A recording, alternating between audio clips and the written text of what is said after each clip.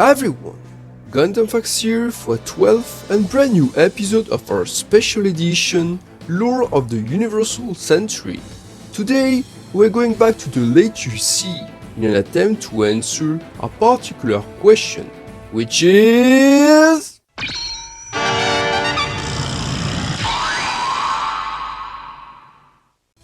Yep, in this video, we are going to explore every variant of the Mother Vanguard, their background lore and technological aspects, a topic I will cover on the behalf of a good friend of mine and fellow Gundam scholar, Eos Nyx. But let's start by the beginning. What is exactly the Mother Vanguard? A large capital ship developed by the Bosch concern, the Mother Vanguard was a one-of-a-kind, high-performance battleship, serving as the flagship of the Second Crossbone Vanguard during the UC-133 Fos-Jovian conflict. Commissioned in UC-123, the Mother Vanguard, initially called the Babylonian Vanguard, had been requested personally by Matsuruna, leader of the First Crossbone Vanguard, to serve as the organization victory yacht once Earth was finally under their control. With this kind of request in mind, the Bosch concern had started manufacturing this post-victory magnificent yet deadly ship, which would float in the Earth's atmosphere as a symbol of cosmo aristocracy to cement the Vanguard rule. If you think the idea was stupid from the beginning, note that back in the 1 Year War, the Principality of Zion had followed the same concept in the form of the Kings of Dragons. This 620-meter-long aerial battleship was developed from the Guozin and was supposed to serve as the personal yacht of Daewoo Zabi in the Earth skies by working through numerous Minovsky Drive systems to float in the airs. Because of budget reasons, this project had only managed to spawn a reduced version, the Kaiser of Dragons, seen in Mobile Suit Gundam Katana, but the idea remained the same.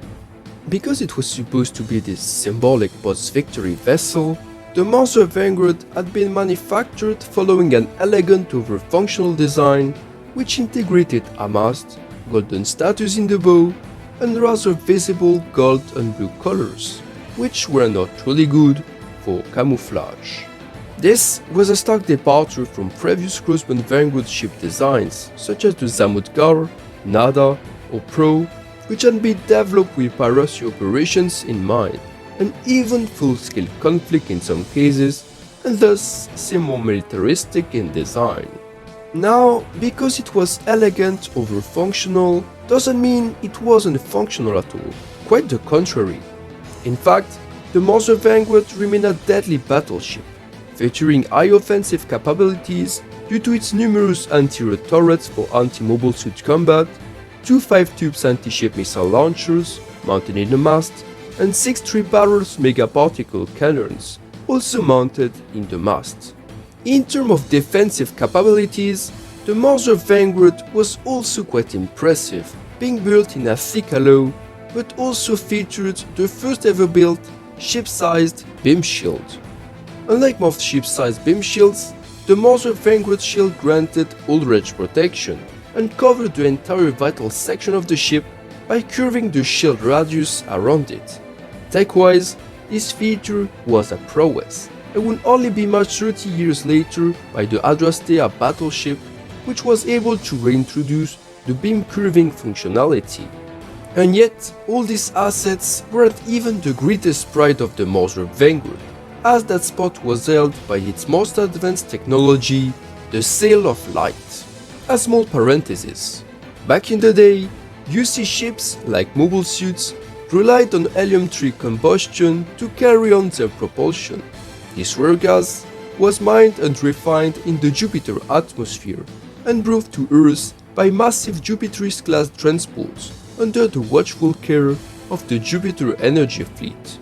For a Jupiter's class, itself using helium-3 for its propulsion, crossing the 600 million kilometers between Earth and Jupiter would require a minimum of 3 months, so 2,191 hours, which means the ship would cruise at 271,847 kilometers per hour. In the mid-UC 110th, the scenery had managed to create what they called the Minovsky Drive, a Minovsky particle acceleration motor which would charge then propel Minovsky particles at high speed, generating fuel-less propulsion which would enable technologies to reach speeds nearing the 4 million kilometers per hour. This tech had been put to practical application with the F-90 Warbird type and would eventually lead to the F-91 record breaker and later the Victory II Gundam. Nonetheless, the Minovsky Drive wasn't perfect. Since the Minovsky particles weren't propelled at light speed, but only high speeds nearing it, interparticle interaction still happened, which resulted in unfixable yet insignificant loss of thrust due to the propelled Minovsky particles forming E-fields between each others, and, pretty much like in a beam saber, eventually forming thick beam blades, a process nicknamed Wings of Light. Separately, the batch concerned had also discovered the concept of Minovsky Drive, but since their approach was different in the research, the Minovsky Drive was not quite miniaturized as the scenery version, so not fit for mobile suits, but perfectly sized to be installed in a battleship, the Mother Vanguard. Dubbed Sail of Light, the Minovsky Drive of the Mother Vanguard turned the capital ship into an interstellar threat, as its engines could bring it from Earth to Jupiter in less than 150 hours, an unprecedented record and one which would come handy in the future. In UC-128, the Mother Vanguard eventually came out of the assembling line, but it was quickly invested by the Vera faction and concealed to avoid the main Crossband Vanguard using it. As the war ended with the Crossband Vanguard officially vanquished, the Federation accepted to hand over the Mother Vanguard to Beraruna as a reward for assisting its side. Immediately, Bera and her lover Sibok Arno went on a honeymoon with the ship, but in a catastrophic event officially caused by engines malfunction, the Mother Vanguard blew up, killing everyone aboard. For many, this was just a cover-up, and the hypothesis of terrorist attacks or even Federation sabotage became widespread. However, it was never a situation, as it was just a treachery from Bera and Arno to disappear from Radros, to recreate the Crossband Vanguard and prepare it to fight the Jupiter Empire, while keeping the ship and its secrets intact. In UC-133, the Mother Vanguard returned, with Bera at its helm and 2 new Crossband Gundams, ready to counter the plans of the twisted Jupiter Empire. During the conflict, the Mother Vanguard became a feared sight in Jovian ranks, and led the Crossband Vanguard to many successes. Unfortunately, the Jupiter Empire was finally able to outsmart the Mother Vanguard and called the Federation for help, painting the Vigilant Group as remorseless pirates endangering Helium 3 supply lines. As the Federation fleet pinned down the Mother Vanguard, Bera attempted to settle things peacefully and surrender, but defective Crossband turned Jupiter Empire ace, Zabin Sharer, intervened and blew up one of the escorting Reinforced class, making the Federation fleet commander think the pirates weren't complying, and ordered to open fire on the Mother Vanguard. Because it was surrendering and thus in no position to face an entire fleet, the Mother Vanguard was unable to escape its fate and was sunk, but not before the pirates escaped and regrouped on Earth. When the Jupiter Empire launched its final invasion of Earth, the lack of Mother Vanguard was greatly resented by the Crossband Vanguard and almost was their undoing, before the Federation and later the colony forces came in massive forces to support them. In the end, the Mother Vanguard did its job pretty well, but sadly didn't even made it to the last chapter of Crossband Gundam. Ever ask yourself, what if the Mother Vanguard didn't have the Minovsky Drive System? Well, here you have something for your money, because that thing does exist in the form of our first variant, the Eos Nyx. The listed sister of the Mother Vanguard, the Eos Nyx is the second ship of the Babylonian Vanguard line, even if it does differ with its older sister. First of all, the Eos Nyx is externally different. It is slightly smaller, has a less impressive bow figure, different fin configurations, and it adopts a different color scheme made of dark grey and purple colors. Assignation-wise, the Eos Nyx wasn't meant to be the super cruiser its sister was, but rather a luxury yacht, and because of that, it lacks the beam turrets and the massed missile launchers, making its offensive capabilities no. In the same vein, it also lacked the complex beam shield of the Mother Vanguard, bringing down its defensive capabilities as well. Even worse, as said before, the Eos Nyx isn't equipped with the Minovsky Drive System, crown jewel of its predecessor, because it was simply not affordable for the Crossbone Vanguard. Because it instead relied on a simple thermonuclear rocket engine system, its speed is horrendously lower than the Mother Vanguard Minovsky Drive boost speed, which made the ship even less effective. So yes, what you are thinking is correct. The Eos Nyx is essentially the Wish version of the Mother Vanguard. Now, since it was supposed to be a luxury yacht and not a battleship, I would say it's totally understandable. If you ask yourself, is there something the Eos Nyx does better than the Mother Vanguard? Well, there is one. While it lacked a Minovsky Drive System because of peculiar reasons, it still followed a design which planned to have one installed, so not having one resulted in a lot of sections of the ship which should have stored the complex machinery required from the drive system being empty. Empty space which could be filled with hundreds of food cans, dozens of mobile suit parts, and even fully fledged mobile suit models. So the Eos Nyx had a very high potential as a supply ship, and that's exactly how it ended up being used. During the events of Crossbone Gundam, the ship supplied the Mother Vanguard regularly, bringing them invaluable supplies that the Mother Vanguard would need for any plunge fight in the Jupiter sphere. The Eos Nyx was helmed by Bera Rona's cousin, Lady Sheridan Rona, daughter of Bera's maternal uncle, Anzeri Rona. Anzeri had been in the past a Federation cabinet minister, but his ecologist policies, notably his proposition for an Earth preservation plan, were met with contempt by its colleagues and resulting in him being assassinated on their behalf. Posthumously, the Earth preservation plan had been finally adopted, but Sheridan never really appreciated that Bera was willing to protect the Federation from the Jupiter Empire since, well, the Federation had their father murdered. Unlike Bera, Sheridan believed the Jupiter Empire and the Federation both deserved to gouge each other to death and that from their ruins, the Crossbone Vanguard would rise. However, Sheridan's plan backfired when she welcomed hot-blooded and loyal Mother Vanguard pilot Tobias Ronax and tried to turn him to her cause with her "new type should rule the future" bullshit. Tobias then proceeded to hijack the X-3 and escape it from the Eos Nyx to support his friends aboard the Mother Vanguard.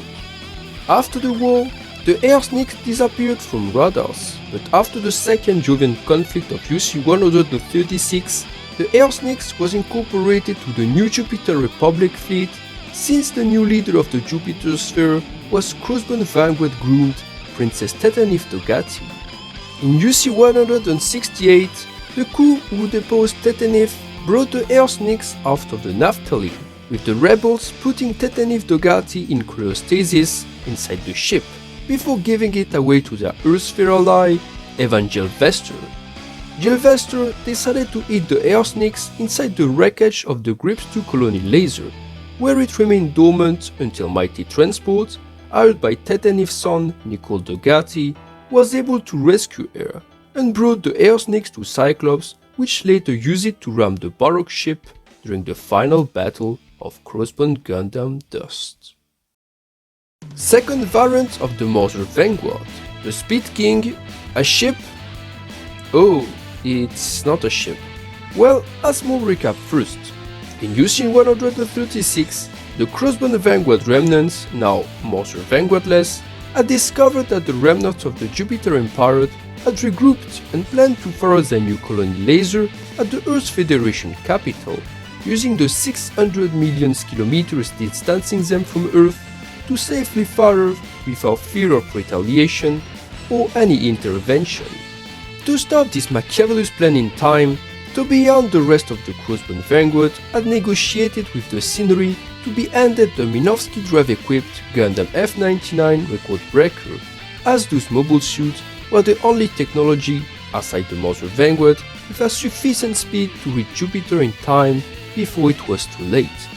Unfortunately, Jupiter Empire ace Callisto Shadow had launched a successful strike which resulted in all the F-99 being destroyed, foiling the entire strategy of the Crossbone Vanguard. As hope started to fade, the team heard about a secret Arnhem Electronics project called Icarus by the Scenery, which had successfully created another mobile suit equipped with a Minovsky Drive.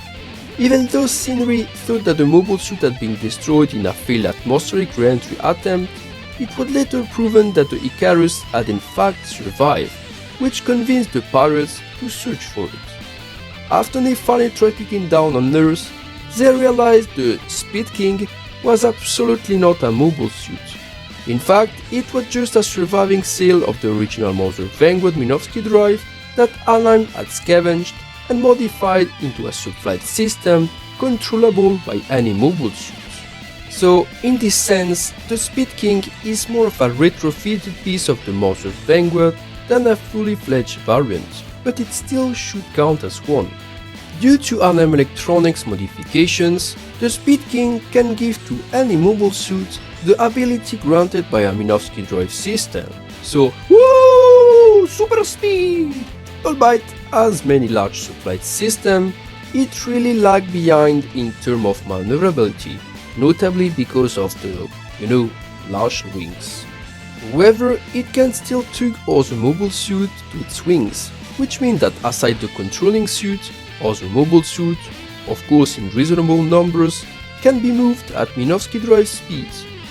In the event of the manga Crossbone Gundam Steel 7, the Speed King was used to bring the Steel 7 in time in Jupiter, and while it did its job perfectly, it's undeniable that the Speed King ended up as serving as a faster way to send most of them to their death, as only 3 out of the 7 pilots survived the final battle.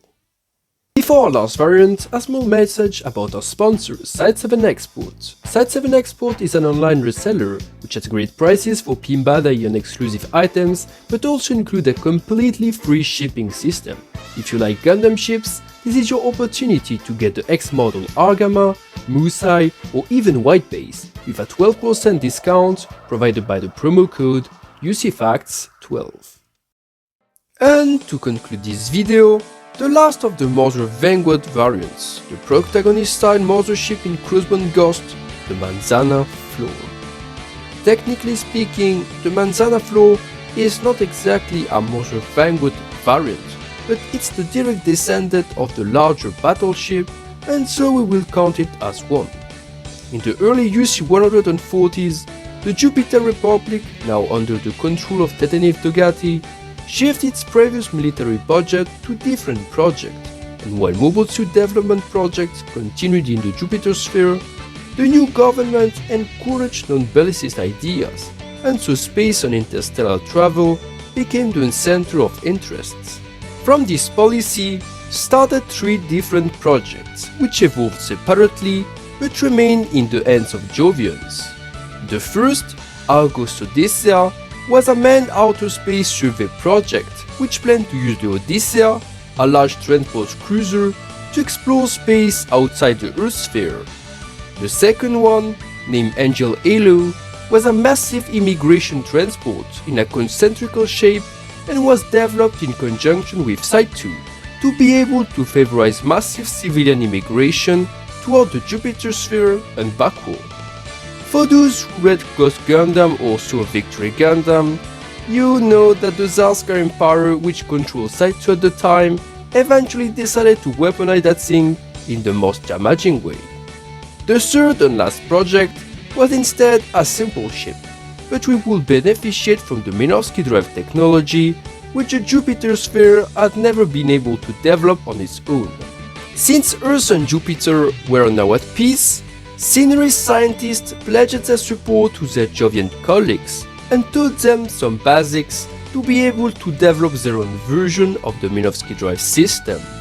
With this help, the Jupiter engineers were able to rediscover on their own how the Minovsky Drive technology worked, and while their version wasn't nearly as miniaturized as the scenery version, it was downscaled in comparison with the Bodge Cancer version, and so it became possible to mount this new Minovsky Drive into a much smaller ship than the Mother Vanguard. This ship, manufactured by the engineers of the Jupiter Foundation, was the one they named the Manzana Flor. A very interesting design, the Manzana Flor was a prototype small-scale mothership, which was designed to pack a Minovsky Drive, large mobile suit capacities, while remaining decent sized, something the Mother Vanguard was obviously not, all this while granting its crew a high degree of comfort. The project was ambitious, but after a 10 years long struggle, it finally paid off, and in the early UC-150s, the Manzana Flor was finally completed. With its Minovsky Drive system, the Manzana Flor was one of the fastest ships in the entire Universal Century, and while its interior were cozy and luxurious, they granted the crew high operability, which facilitated repairs, customs, and other manutentions needed for mobile suits. Talking about mobile suits, while the internal capacity of the Manzana Flor was never listed anywhere, the events of the manga seem to suggest it could store 10 or so mobile suits without any problems, as it transported the Phantom Gundam, the Crossbone X-Zero, the 3 Victory Gundams of the rear Shriek, the Deathis, and some Batala simultaneously. The Manzana Flor has also decent deploying capacities for a non-military vessel. 2 mobile suit catapults are linked to the same large mobile suit hangar, and this gives the Manzana Flor the possibility to recover and launch different mobile suits at the same time. In the beginning, the Manzana Flor was supposed to be a ferry between Earth and Jupiter, and was to carry a mobile armor developed alongside it, the Papillon. An elegant design also featuring a Minovsky Drive, the Papillon was to serve the same purpose of its mothership. But before the start of the manga, the Argos Odyssea ex-captain, Aaron Schneider, hijacked it and fled the Manzana Flor after he was able to obtain the pathogen Angel Coal.